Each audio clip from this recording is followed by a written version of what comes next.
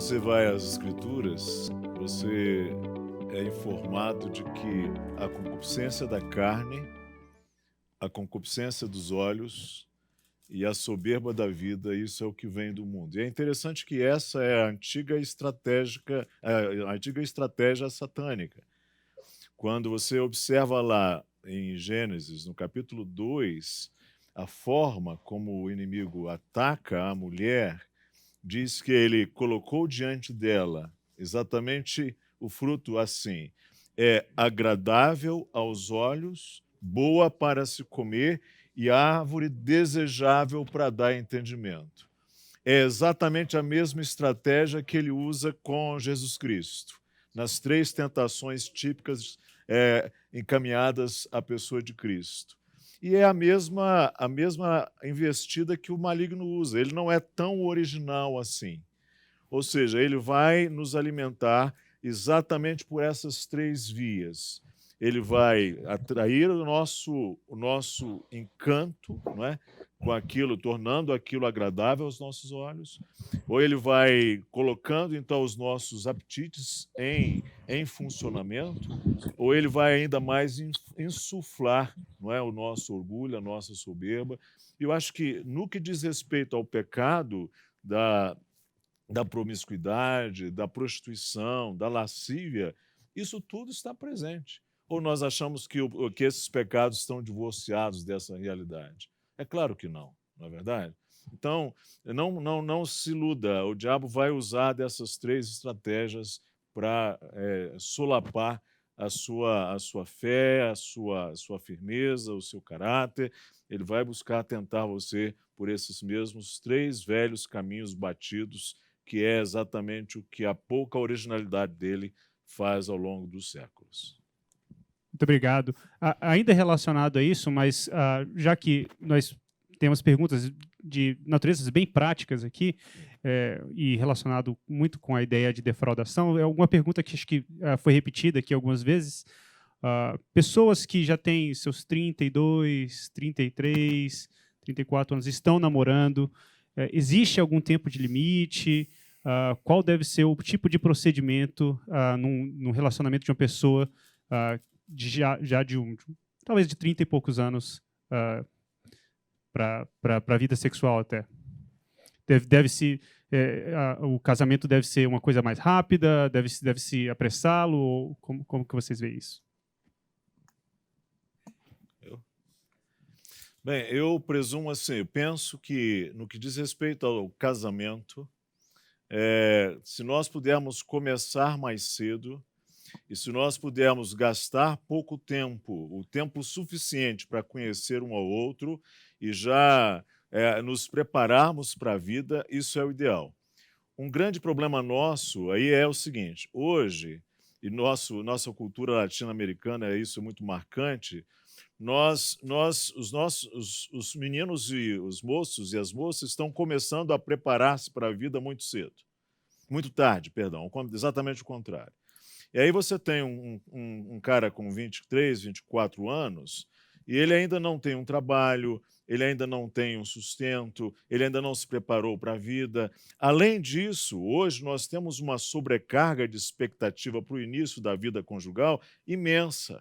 Ou seja, espera-se que a gente já case, tenha a nossa casa, que a gente já tenha o nosso carro, que a gente tenha uma quantidade imensa de aparelhos tecnológicos. E aí o que acontece? Isso tudo é projetado para nós como uma necessidade, na verdade são questões fabricadas, e a gente imagina que se nós não tivermos isso, nós não conseguimos começar a nossa vida. E a história mostra que isso é uma grande mentira, que isso não é a realidade, que nós podemos começar com vidas muito mais simples, desde que tenhamos as pessoas certas, desde que tenhamos disposição para trabalhar, desde que nós tenhamos disposição para estudar, desde que nós estejamos juntos para fazer a vida. Ou seja, você não precisa ter uma TV de 50 polegadas, nem o último refrigerador, nem precisa ter um apartamento de último tipo para você começar a sua vida. O que eu diria é: comece a trabalhar cedo, estude muito cedo, invista seriamente no seu companheirismo desde cedo, mas não demore demais, porque você vai se colocar numa situação de dependência com os seus pais, e quando você chegar a 30 anos, cara, você já nem vai querer sair mais de casa. Essa é a grande realidade. Você vai estar muito mais apaixonado por sua mãe do que por aquela pessoa com a qual você precisa morar e viver. Essa é que é a grande verdade. Então, alguém já disse que vamos ter um tema aí. Eu estou falando muito abertamente. Vamos ter um tema. Cara, cresça. Menina, cresça. Eu queria dizer para você, cara, comece a vida um pouco mais cedo. Tira logo essa bermuda, bota uma calça e vira homem.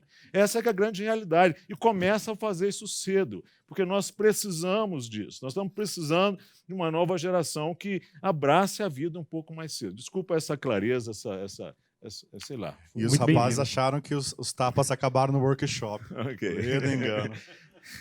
Eu acho que uma das coisas que eu diria também é... Eu casei com 28 anos, por motivos de cirurgia, não consegui nem ter um emprego, porque eu estava acamado.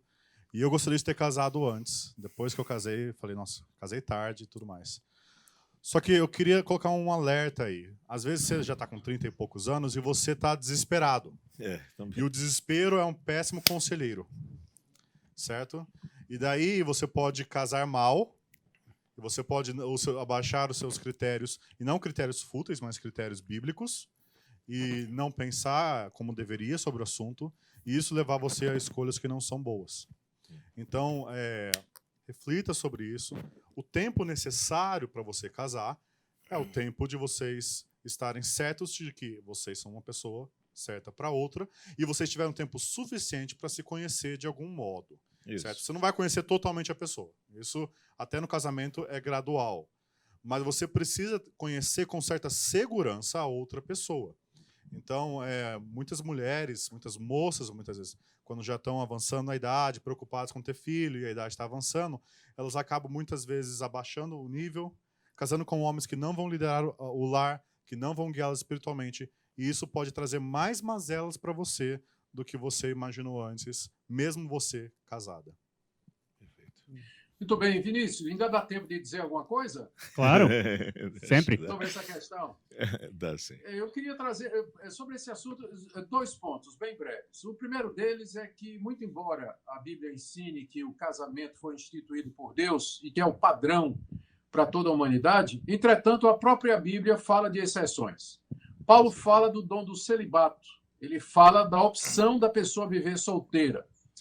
Então, se você tira essa pressão de cima de você, de que você tem que casar de alguma forma, porque se você não casar, você é menos abençoado ou você é inferior, então tira essa pressão de cima de você. A Bíblia vê o celibato como sendo uma opção, ou seja, você permanecer solteiro ou solteira, levando uma vida de pureza e santidade para servir a Deus melhor. Então, se você tiver essa concepção, você não vai correr para casar com o primeiro que acontece aí, e aí demorar demais no namoro para poder casar. Isso me leva ao meu segundo ponto. Namoro não tem na Bíblia, né? Como vocês sabem, já foi dito aqui nessa conferência. Namoro não tem na Bíblia. A Bíblia não fala de... O namoro é mais uma convenção da sociedade ocidental moderna. Portanto, como não é uma coisa bíblica, se nós vamos utilizar o namoro, nós temos que fazer, levando em consideração se ele edifica, quais são os limites dele e quais são os seus perigos. Namoros demorados demais, pode ter certeza, ninguém consegue se controlar, não, né? Não engana ninguém, não é? Você está namorando 10 anos com a mesma pessoa, 9 anos com a mesma pessoa, 5 anos com a mesma pessoa. A gente sabe onde é que leva isso aí. Quando não leva ao relacionamento sexual ilícito, à fornicação, com certeza há um tipo de namoro pesado, né? Carícias que só deveriam acontecer dentro do casamento. Então, eu penso que, à luz dessas informações bíblicas, você só deveria namorar quando você tem alguma segurança de que, em breve, você vai poder casar. Não tem um tempo, mas o bom senso vai dizer, o senso do perigo com a tentação vai dizer, e a maturidade e as condições para o casamento vai dizer. Mas lembre, não é obrigado casar. E segundo, namoro não é uma coisa que está na Bíblia. Portanto, só pode ser usado com muita discrição e com muito cuidado. Certo. Obrigado a todos aqui. Bom, uma pergunta que surgiu aqui de diversas maneiras e tem um pouco pesada e relacionada um pouco à mensagem de hoje de manhã, a pessoas que foram abusadas na infância e que hoje lutam com diversos desejos, inclusive alguns deles aqui no formulário falam que lutam com desejos homossexuais, por desejo pela pessoa do mesmo sexo. E se existe alguma relação desse abuso anterior e desse desejo de hoje, como lutar com isso, como confrontar isso, tanto na mente quanto com a pessoa que o abusou e etc. Rafael, esse assunto não é simples, não deve ser tratado de uma maneira trivial, e por mais que nós nos esforcemos aqui, a nossa abordagem ainda vai ser superficial. Primeiro, é preciso encarar a imensa seriedade do que é um abuso infantil. Eu posso dizer que tenho lidado com situações assim, já várias delas. Algumas pessoas chegam bastante destruídas.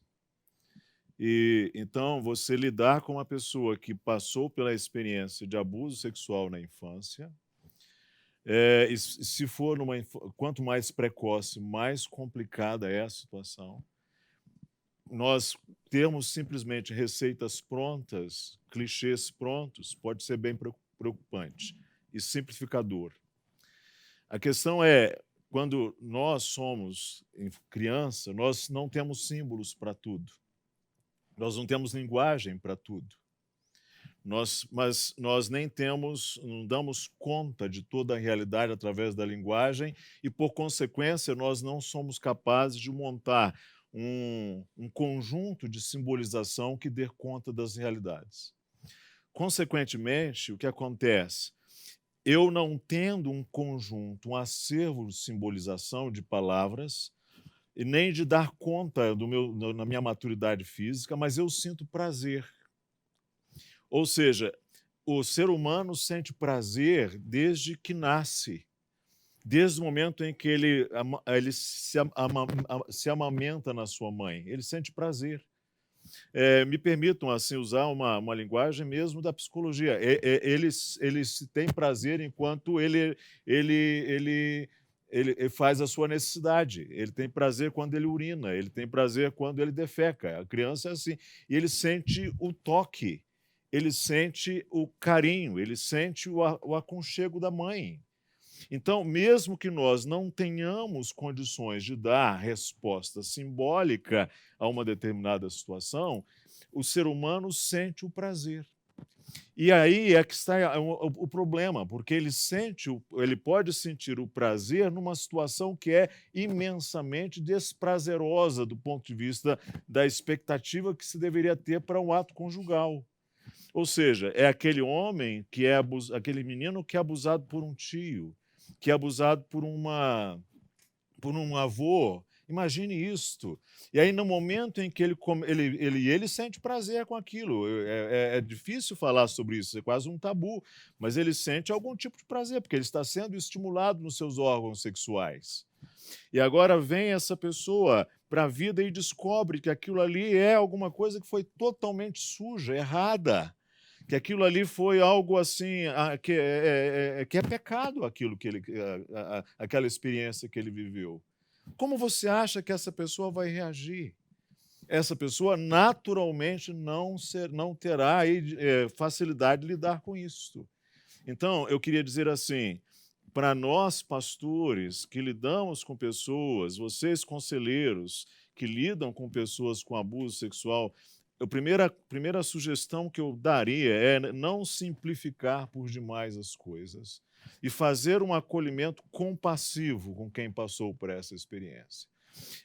A questão, acho que, da relação entre desejo e prática, eu posso deixar para o Vini, eu posso deixar para o Augustus, mas eu só gostaria de trazer essa abordagem de que a gente não deveria ser assim tão tão rasteiro na nossa abordagem com aquelas pessoas que passaram por experiência de abuso, porque elas são pessoas que tiveram uma experiência geralmente dolorosa, e às vezes a gente tem uma ideia de que memória é só alguma coisa cognitiva. Isso é uma visão que o mundo racionalista ocidental legou para a gente. Nós somos pessoas que têm memórias que nós não nos damos conta, e elas afloram de vez em quando. E quem passou por abuso sexual é capaz de experimentar essas angústias aí, algumas das quais indescritíveis. Tá bem? Isso já diz para nós que pedofilia, abuso de criança é alguma coisa muito séria e que nós, pastores, não podemos jamais brincar com essas coisas, não ceder espaço para essas coisas. Eu queria totalmente concordar com o pastor Gilson, e nesse ponto aí não há muito o que acrescentar. É um assunto delicado, sofrido, e a gente não devia minimizar os efeitos dele. Eu estava procurando aqui na minha mente que passagem da Bíblia poderia estar próximo do que nós estamos falando. E me lembrei do que Paulo escreveu aos Coríntios, no capítulo 6 da sua primeira carta, a partir do verso 9. Ele está falando à igreja de Corinto. Corinto era uma cidade extremamente depravada, é conhecida a imoralidade que graçava na cidade, e muitos coríntios haviam se convertido a Cristo com a pregação do apóstolo Paulo. E Paulo, na sua primeira carta, ele diz assim: vocês não sabem que os injustos não herdarão o reino de Deus? Não vos enganeis, nem impuros, nem idólatras, nem adúlteros, nem afeminados, nem sodomitas, nem ladrões, nem avarentos, nem bêbados, nem maldizentes, nem roubadores herdarão o reino de Deus. Tais fostes alguns de vós, mas vós os lavastes, mas fostes santificados, mas fostes justificados em nome do Senhor Jesus Cristo, no Espírito do nosso Deus. Eu chamo a atenção aqui para uma categoria de pessoas que está aqui e que definiria ou descreveria o que é que alguns dos coríntios haviam sido, que é a palavra efeminados. Essa palavra é uma palavra grega, malakoi, que significa literalmente rapaz macio. E se refere ao fato de comum na cultura greco-romana, que antes dos 16 anos de idade, jovenzinhos eram iniciados na vida sexual por homens mais velhos. Eles eram sodomizados, abusados, literalmente, eram os malakoi. E, a partir daí, não poucos, né, seguiam o caminho, esse caminho aí que o Gilson acabou de descrever. Né? É claro que aqui a gente está falando de gente, a prática na época era 16 anos, mas numa sociedade onde a sodomização para adolescentes de 16 anos era vista como normal, acreditamos que isso devia começar muito mais cedo. Né? Agora, o que eu quero trazer é uma palavra de esperança. O apóstolo Paulo diz: tais fostes alguns de vós, mas fostes lavados, santificados e justificados. Ou seja, essas pessoas elas foram alcançadas com o Evangelho de Cristo, elas foram perdoadas dos seus pecados, foram regeneradas pelo Espírito Santo e agora estavam no caminho da santificação. Isso significa que essas experiências, essas emoções e esses desejos saíram, como o pastor Gilson falou? Não, mas é uma luta que vai ser travada até o fim. Da mesma forma que os bêbados, os que tinham sido bêbados, os que tinham sido idólatras, os roubadores, enfim, todo pecado ele acaba produzindo algum tipo de luta em nosso coração. Eu, como heterossexual, eu não tenho a mesma luta, né, de uma pessoa que vai na direção da homoafetividade, mas eu luto para ser fiel à minha mulher. Eu luto para não deixar meus olhos irem para uma mulher que não seja minha. E essa é uma luta que eu vou levar até o fim da minha vida. Então, a palavra que eu trago aqui de encorajamento é o fato de que você ainda se sente atraído, ainda sente desejo, aqueles desejos proibidos, não quer dizer que você não seja crente em Jesus. Significa que você tem que, confiado nessa promessa em outras, você se firmar no Evangelho, na santificação e lutar com a ajuda de Deus para viver uma vida pura, uma vida santa e reta, porque isso é possível, de acordo com o testemunho que nós estamos ouvindo aqui. Paulo está dizendo aqui nessa passagem de que muitos haviam sido assim, agora não mais, e também o testemunho que a gente tem de vida, né, de outras pessoas que passaram por experiências assim e superaram. Não minimizando, seria cruel fazer isso, mas há esperança no Evangelho de Jesus Cristo. É isso aí. Perfeito. Eu vou trabalhar um pouco mais à noite isso, toca um pouquinho no meu tema sobre pornografia. Muitas vezes a pornografia ela tem raízes diversas que não é só o libido, por assim dizer, e as pessoas não percebem isso. E muitas vezes o abuso ele pode ser um estigma que vem sobre a pessoa. E o que eu vou trabalhar e o que eu gostaria de falar para você é que parte, não tudo, mas parte do processo de você como um cristão ir e entender e lutar contra isso é uma luta da fé, de você compreender e se apropriar da sua nova identidade de Cristo contra o estigma que vem daquele trauma, por assim dizer. E isso é uma batalha, é uma luta. Só que a boa nova é que mesmo que essa luta perdure a nossa vida inteira, é que nós um dia vamos ter um corpo glorificado, sem mácula, nossa mente purificada de toda dor e toda lágrima será enxugada e você vai estar lá pura, e você vai estar lá puro, na Nova Jerusalém, contemplando o seu Salvador. E tudo isso vai ser passado. Amém. Essa é uma boa esperança que a gente pode ter. Amém. Excelente. Amém. Uma pergunta que acho que é representante de algumas que nós tivemos, e eu vou lê-la aqui, diz assim: infelizmente, também tive uma vida mundana, mesmo conhecendo a Jesus. Mas há cerca de 9 meses, de fato, o Espírito Santo me converteu. E sigo no processo de santificação. Por vezes, então, penso que quando o meu futuro namorado, noivo, souber dessa vida que tive, ele não vai querer seguir em frente comigo. Como eu posso lidar com isso? Em que momento meu pretendente deveria saber deste meu passado? Pode começar. Eu não diria no primeiro encontro. Eu não diria depois de casar. Eu diria depois de um tempo que vocês se conhecem e estão se conhecendo mais, e o desejo mais claro para o casamento começa a surgir, conversas mais sérias precisam acontecer. Essa não precisa ser a primeira conversa mais séria, mas ela precisa estar lá. E aqui fica uma questão. Se o seu parceiro não conseguir compreender a nova identidade, a nova realidade em Cristo, que Cristo perdoou dos seus erros passados, se ele vai ficar magoado e não a perdoar e não a receber como Cristo a recebeu, isso pode trazer consequências para o seu casamento. E isso é um sinal alarmante. Então, é algo que vocês devem conversar. Seria na intimidade, se precisar, através de alguém mais maduro, de um pastor. Mas eu diria nesse meio tempo. Então, quando o casamento já começar a surgir como opção, e vocês começarem a ter conversa sobre casamento e como vocês planejam a vida, essa conversa vai precisar vir. E a resposta de um ou do outro para isso vai mostrar quanto vocês compreendem do Evangelho. E isso é um indicador precioso para o relacionamento. Eu penso que Vini tocou. Pode falar. Não, Gil. Os primeiros mais velhos, por favor. Os mais velhos. Acreditei. Eu escutei que o mais velho era outro. Veja aqui, só. Tá bom. Por favor, Augusto, você que vem de um lugar mais frio. Eu só ia dizer que eu só ia falar um pouquinho do meu casamento para ilustrar isso aí que o Vini acabou de dizer.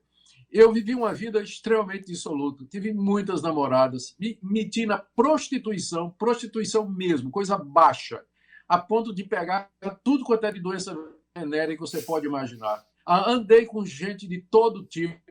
Deus me converteu aos 23 anos de idade. No ano seguinte, eu conheci a que hoje é minha esposa, a Minka. Olha só, filha de missionário holandês. Cresceu num lar cristão, nunca se desviou. Tinha tido um namorado, e agora aparecia esse pretendente aqui. E eu conversei com ela, né? Quando a gente se aproximou, eu disse: olha, meu passado é esse. Inclusive, eu não posso ter filhos porque aquelas doenças venéreas que eu peguei acabaram com minha fertilidade. Essa é a minha realidade.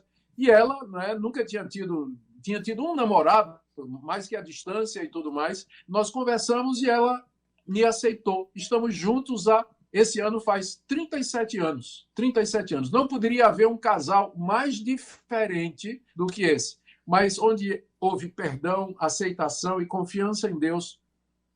37 anos de casamento, pela graça de Deus. E filhos? E filhos, né? Quantos filhos vocês têm? 4. Pronto. 4 filhos. Deus teve misericórdia aqui de nós. Foi bom. Mas, sabe, apanhando o gancho da última palavra sua, Vini, e a palavra de Augusto, há um ponto de convergência em sua última frase e o exemplo, a ilustração com a vida dele. que é a convergência no Evangelho. Ou seja, no final das contas, a sua esposa e você, o que você falou, né, é o Evangelho.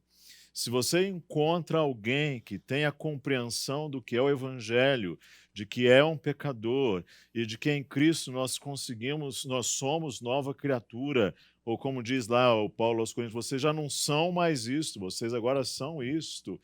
Se nós conseguirmos alguém que sintonize no Evangelho conosco, e daí a importância de você casar-se em Cristo, no Evangelho, ora, há todas as possibilidades, e a história está cheia de exemplos, nós acabamos de ouvir uma, de que é possível encontrar um casamento muito bem-aventurado, muito pleno, debaixo dessas circunstâncias, mesmo de alguém que experimentou um passado assim, porque o cristianismo é isso, no final das contas, não é verdade?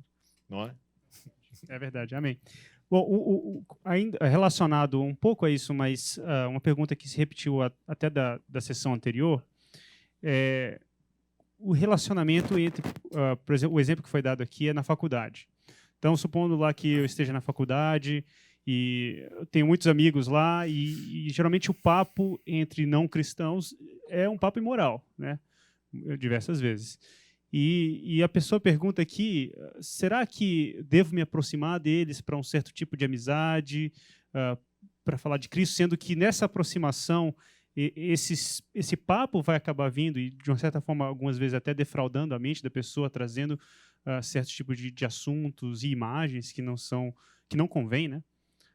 Qual deve ser o relacionamento? Como eu devo me aproximar dessas pessoas? Os mais novos. Os mais novos, primeiro. Isso você vai encontrar com qualquer relação com não crente, seja na faculdade, seja no trabalho. As piadinhas são sempre as mesmas. O pecado ele é múltiplo, mas não é criativo, né? Porque a coisa é sempre repetida e tudo mais. Eu acho que você precisa dosar as duas questões. Você precisa... Três questões, eu vou dizer aqui.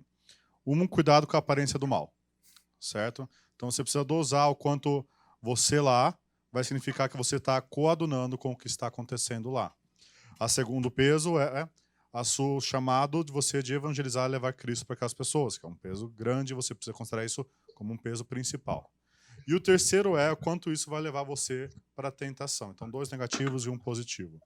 Esse da tentação, você vai precisar saber que muitas vezes você vai ter que ser sincero e falar, olha, eu não gosto desse tipo de conversa, com licença, volto depois. Ou você simplesmente, com licença, vou no banheiro. Usar, assim, às vezes, algumas respostas simples para se distanciar nesse tipo de pergunta, tipo de conversa. E tentar levar, às vezes, a conversa para algo melhor. Seja coisas que as pessoas conversam, como futebol e outras coisas assim, coisa que eu não sei nada de papear sobre essas coisas, mas as pessoas sabem papear sobre isso, e você pode conversar sobre isso, levar a outros assuntos, e, às vezes, eventualmente, reconhecer, eu sou um cristão, esse é um tipo de coisa que eu não gosto, isso aí. Eu acho que até essa posição sincera, ela é parte do seu testemunho. O mau testemunho vem quando você... as pessoas sabem que você é cristão e você está participando daquelas piadas, estando lá e ouvindo e dando risada. Daí, se você é igual a eles, como eles vão ir até você e até o Evangelho? Excelente. Augusto, alguma coisa a acrescentar? Isso. Eu creio que é isso aí que o Vini falou. Eu só acrescentaria aqui Colossenses capítulo 4, verso 2, quando o apóstolo Paulo ele dá essa palavra aqui, 4:5 na verdade. Portai-vos com sabedoria para com os que são de fora, aproveitai as oportunidades, a vossa palavra seja sempre agradável, temperada com sal, para saberdes como deveis responder a cada um. Aqui nessa passagem, Paulo está orientando os colossenses exatamente nessa área aí, no contato deles com os descrentes. Então, precisa de sabedoria, que consiste em termos práticos disso aí que o pastor Vinícius falou. Né? Ter muita sabedoria com os que são de fora, para, por um lado, não dar a aparência do mal, por outro, não se deixar envolver e ser tentado. Mas aí, em seguida, Paulo diz, aproveitai as oportunidades. Porque, de repente, numa conversa dessa, aparece uma oportunidade, alguém levanta o assunto. E aí você tem a oportunidade de falar de Jesus Cristo. E ao fazer isso, Paulo diz aqui, que a palavra seja sempre agradável e temperada com sal, ou seja, ela seja saborosa, ela tenha gosto, não é? Que seja colocada de uma maneira que você diga a verdade, mas diga a verdade com amor e de uma forma interessante, em vez de simplesmente dizer assim, vocês são um bando de pecador miserável, vai tudo para o inferno, e Deus vai mandar raios, trovões, chuva de brasas de fogo em cima de vocês, como tem, né? Gente que acaba fazendo isso. Então, se portar com sabedoria, aproveitar a oportunidade e responder com palavras temperadas. E, em termos práticos, isso então seria aquilo que o Vinícius falou. A sabedoria, justamente o ponto que o Augusto colocou aqui, é que não tem a resposta pronta para você dar. Você vai precisar analisar e trazer todo o ensino bíblico, analisar a situação e trazer uma resposta para aquilo lá. Isso é sabedoria, certo? Com o conhecimento que você tem, analisando a realidade e trazer uma questão. Mas até, por exemplo, os princípios criacionais você pode reforçar. Então, por exemplo, quando o pessoal começa a fazer piadinha de mulher e tudo mais, você pode demonstrar sua plena satisfação na sua mulher e como você tem crescido nisso e como cada vez é melhor. E você vai mostrando que a sua família é diferente, certo? Que você tem um comportamento diferente por causa de Cristo. E isso pode soar atrativo para tantas pessoas que têm casamentos destruídos. Então, é esse tipo de sabedoria lidando com cada questão, sabendo se é o momento ou não, se é o momento de ir para o banheiro e disfarçar e sair a paisana, se é o momento de responder. E isso é uma questão da sabedoria. Olha, posso acrescentar um ponto? Ontem eu recebi no meu WhatsApp 2 recados de um colega de primeira série. Um colega de primeira série. Nós cursamos literalmente a primeira série juntos. E isso já é 1900 e lá vai bolinha. E sabe, ele não é crente. Ele não é crente, mas a gente tem um relacionamento bom e respeitoso. Ele sabe as minhas convicções, sabe a história da minha família, sabe que eu sou pastor. A gente consegue, é possível ter relacionamentos saudáveis, mais saudáveis e menos saudáveis com pessoas descrentes. E aí é preciso que você leve em consideração que dentro de uma sala de aula, eu tenho estudado, eu fiz 3 graduações, fiz alguns cursos pós-graduações, continuo estudando. Eu sei que numa sala com 30, 40 alunos, você tem todo tipo de pessoa, mas você tem hierarquias. Você tem grupos muito depravados, mas você tem pessoas com um nível relativamente muito mais saudável. Não sei se você está me entendendo. De linguagem, de atitude, de valores, não é? Nós ainda vivemos uma sociedade em que mesmo na esfera não cristã, existem alguns valores bons. Então, que a gente chama de graça comum de Deus. Então, você precisa desse olhar com esse discernimento também. Agora, que é possível você ter amigos de longa data ou que se comunicam e que têm bons momentos juntos, mesmo com pessoas não crentes, é possível. Eu posso mostrar por minha experiência acadêmica e posso mostrar as mensagens do meu WhatsApp de ontem. Que isso é possível, é possível você construir relacionamentos que não sejam absolutamente só coisas chucras, não é? Só piadas de caserna, só linguagem baixa. Não, o mundo não é só isso. Até uma questão um breve testemunho. Antes de eu ir ao seminário, eu trabalhava no órgão público em Brasília. Veja só, no órgão público. E, por vezes, na minha sala, me chamavam, né, para... vem aqui ver uma coisa no meu computador. E, geralmente, eram coisas indecentes. E eu comecei... Acho que, geralmente, a gente tem medo de ser achado chatão, né? O cara é chato, ele não quer ver o negócio. E eu comecei a falar, não, prefiro não ir. Né? E, realmente, acho que o pessoal, de início, me achou um pouco chato. Mas, com o passar do tempo, quando tinha crise familiar no trabalho... E você vê que a gente é muito ligado ao princípio da recompensa imediata. Isso. A gente quer fazer e rejeitar o negócio, mas você quer que a pessoa reconheça. Ele é um crente. Mas normalmente não é assim. A recompensa geralmente é tardia. Ela vem depois, no sentido, né? O Vini falou sobre provérbios, linguagem de sabedoria. Existe um princípio criacional aí, nessa ideia de que... E da credibilidade. Exatamente. Não é? Bom, uma outra pergunta que surgiu aqui com relação a relacionamentos de defraudação, etc., foi com namorados que pecaram sexualmente, que caíram em pecado sexual. E a pergunta que se fez aqui é se esse relacionamento, depois de terem caído 1 ou 2 vezes, não é um hábito, né? Mas caíram 1 ou 2 vezes, se esse relacionamento deveria ser reconsiderado. Deveriam quebrar ou deveriam manter-se à distância, não se relacionar mais como namorados? Qual o conselho que você dá? A questão é um com o outro ou fora do... Não, um com o outro, é isso. Começa com os mais velhos hoje.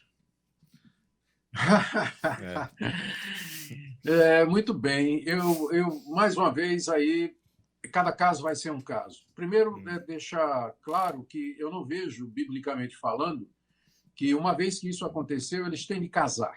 Porque algumas pessoas têm essa ideia, né? Uma vez que os namorados tiveram relação sexual, então o casamento é isso, e, portanto, então, tem que casar. Na minha visão, o casamento não é isso, não é? Isso, o relacionamento sexual é a confirmação, é o coroamento, não é? É a ratificação do casamento, que consiste no pacto feito entre o homem e a mulher diante de Deus e das autoridades públicas, que é consumado pelo relacionamento sexual. Então, primeira coisa, não é obrigado a casar por conta disso.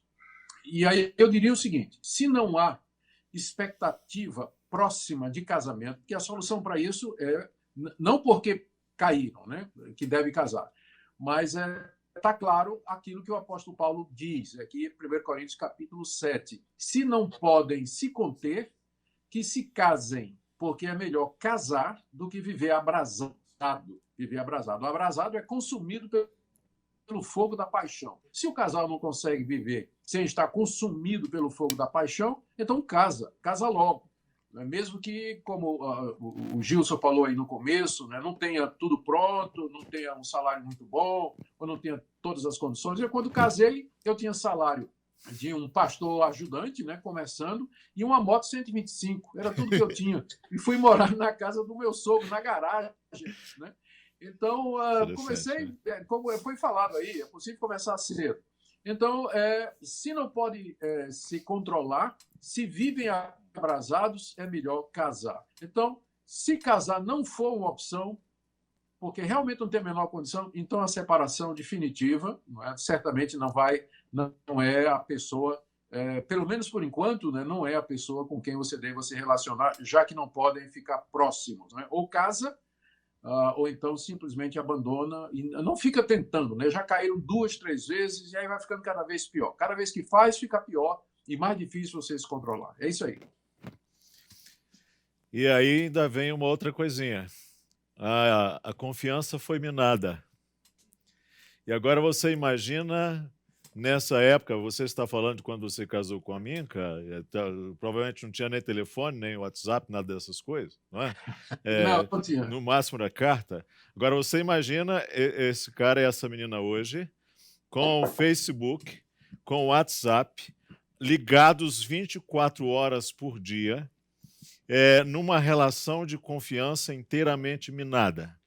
E aí vem um lá, ela manda uma mensagem, coloca um post no Facebook ou no Instagram, vem um amigo lá e curte.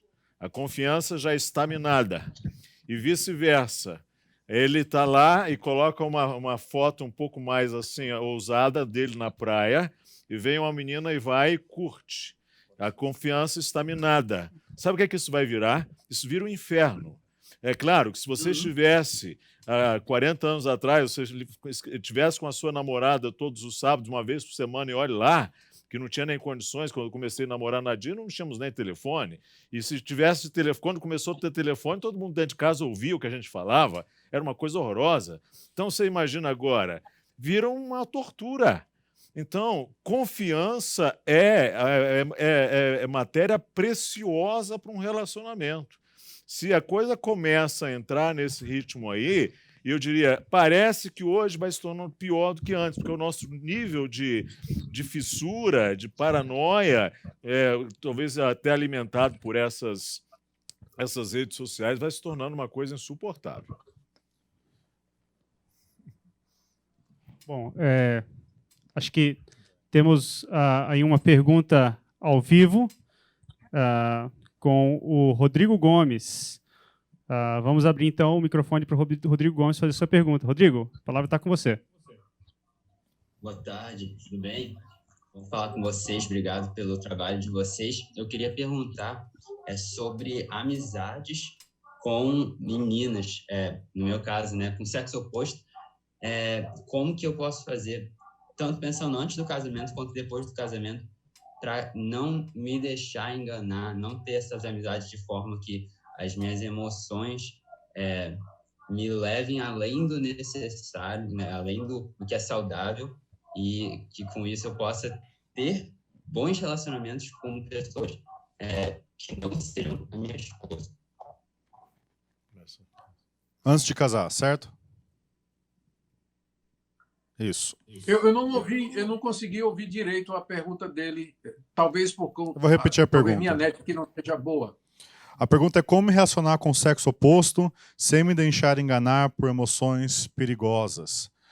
Primeira coisa, nós vivemos, eu acho que numa sociedade, e principalmente na cultura gospel, aqui eu vou colocar, gente, onde tudo parece que é sobre namoro. Você vê sobre os jovens, tudo que eles estão pensando é namoro, e quer casar, e ter 19 anos, estou desesperado para casar.